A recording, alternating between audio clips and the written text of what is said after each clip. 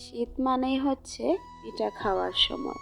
তাই এই শীতে যদি পিঠা বানিয়ে না খান তাহলে কবে খাবেন? এর জন্য আমি আজকে আপনাদের সাথে শেয়ার করব হাতে কাটা সেমাই পিঠা রেসিপি। আই হোপ আপনাদের কাছে ভালো লাগবে। হ্যালো এভরিওয়ান, আসসালামু আলাইকুম। সবাই কেমন আছেন? আশা করি সবাই আল্লাহর রহমতে সুস্থ আছেন, ভালো আছেন। আজকে কিন্তু আমি আপনাদের সাথে শেয়ার করব সেই ছোটোবেলা আমরা এভাবে হাতে কাটা সেমাই পিঠা অনেকেই খেয়েছি, তো সেই পিঠার রেসিপি। তো প্লিজ সবাই স্কিপ না করে পুরো ভিডিওটি দেখে নেবেন। পিঠা বানানোর জন্য এখানে আমি একটা পাত্রে দিয়ে দিলাম 1 কাপ পরিমাণ পানি। পানিটাকে আমি ভালো করে ফুটিয়ে নিব। দিয়েছি স্বাদ মতো লবণ। ভিডিওর প্রথমেই আপনাদের কাছে একটি রিকোয়েস্ট থাকবে, প্লিজ একটি লাইক দিয়ে ভিডিওটি কন্টিনিউ করবেন। আপনাদের একটি ছোট্ট লাইকেই কিন্তু আমার ভিডিওটা নতুন সদস্যের কাছে পৌঁছাতে অনেক বেশি সাহায্য করবে। তো এখন আমি যখন পানিটা ফুটে উঠেছে, তো এখন এর মধ্যে আমি দিয়ে দিব চালের গুঁড়া।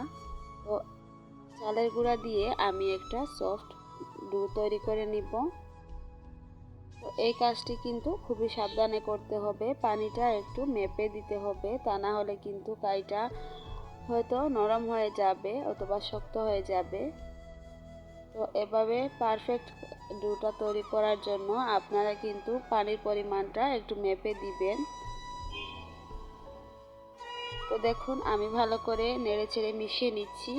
নিয়ে একটা ঢাকনা দিয়ে ডেকে আমি এটাকে 10 মিনিটের জন্য রেখে দিব, কাইটা যাতে একটু ফুটে যায় এর জন্য।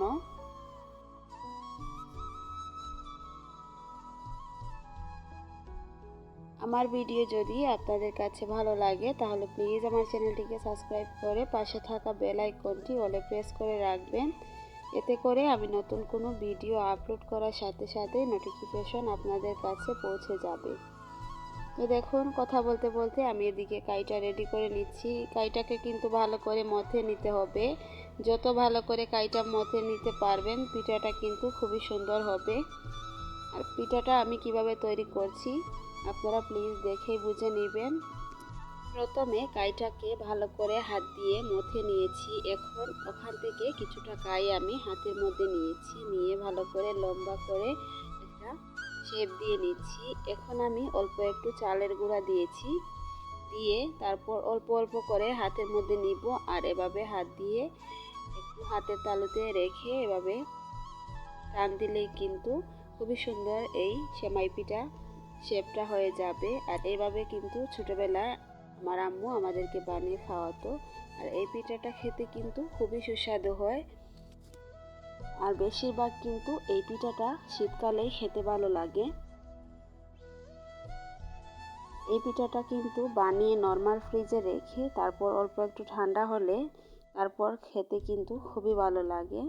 দেখুন এভাবে কিন্তু আমি সবগুলো সেমাই কেটে নিচ্ছি। আমার সেমাইগুলো কিন্তু ততটাও সুন্দর হচ্ছে না, এর থেকেও আরও বেশি সুন্দর করে আমার আম্মু এই পিঠাগুলো বানাতে পারে।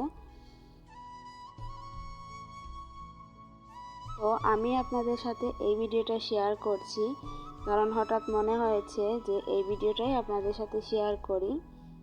আমি জানি এই পিঠাটা অনেকেই তৈরি করতে পারেন, এটা শেয়ার করার কিছু নাই, তো ভাবলাম যেহেতু বাসায় তৈরি করা হচ্ছে শেয়ার করে নিই।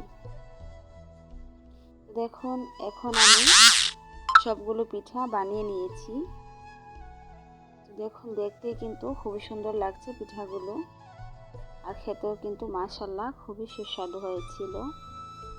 এখন আমি ক্যারামেল বানাবো, তো এর জন্য আমি এখানে 1/2 কাপ পরিমাণ চিনি দিয়ে দিলাম। দিয়ে ভালো করে চুলার আঁচটা মিডিয়ামে রেখে ক্যারামেলের কালার আসা পর্যন্ত অপেক্ষা করব। তারপর একটা চামচের সাহায্যে নেড়ে চেড়ে দিব। তো দেখুন ক্যারামেলের কালারটা যখন এই পর্যায়ে চলে আসছে, এখন আমি এর মধ্যে দিয়ে দিব দুধ। আর এই পর্যায়ে কিন্তু দুধটা ঢেলে দিতে হবে, তা না হলে ক্যারামেলটা পুড়ে যাবে। আর ক্যারামেলটা কিন্তু পুড়িয়ে ফেলা যাবে না, তাহলে কিন্তু পিঠাটা তিতা লাগবে। দুধটা আমি অল্প অল্প করে ঢেলে দিব আর একটা চামচের সাহায্যে নেড়ে দিব। অনবরত নাড়তে হবে কিন্তু।